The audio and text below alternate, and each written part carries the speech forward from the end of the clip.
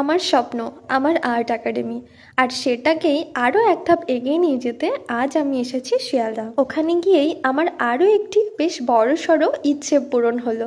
সেই spicy candy প্রিয়াদির video দেখে আমি যে কতবার চেষ্টা করেছিলাম এই শিয়ালদা আসবো, আর্ট গ্যালারি ভিজিট করব, কিন্তু সেটা আর আমার সম্ভব হয়ে ওঠেনি।